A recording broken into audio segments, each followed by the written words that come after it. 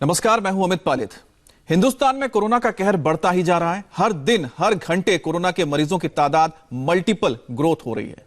सरकार बार बार आपसे lockdown follow करने की अपील कर रही है। अगर आप भी खतरे से बचना चाहते हैं तो सरकार की इस अपील को समझिए और अपने घर में रहिए, नहीं तो बहुत मुश्किल हो सकती है। कोरोना पर इस वक्त की बड़ी खबर दिल्ली से आ रही है। ग्रुप ऑफ मिनिस्टर्स ने कोरोना को लेकर बड़ी मीटिंग की है और स्वास्थ्य मंत्रालय ने भी बैठक में कोरोना के संकट की समीक्षा की है और इससे निपटने के उपायों पर प्रेजेंटेशन दिया गया है। राहत की बात यह कि देश के करीब 400 जिले अब तक कोरोना से अछूते हैं।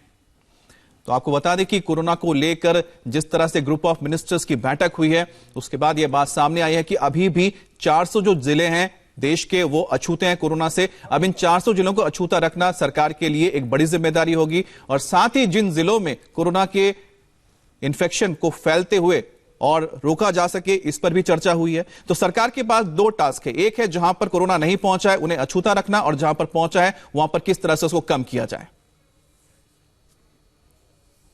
कोरोना के मरीजों की तादाद और मौत का आंकड़ा तेजी से बढ़ता जा रहा है। अगर हम अब भी नहीं संभले तो फिर कभी संभल नहीं पाएंगे और काफी देर हो जाएगी। भारत में इस वक्त कोरोना के कुल पॉजिटिव केसेस 5,734 तक पहुंच चुके हैं।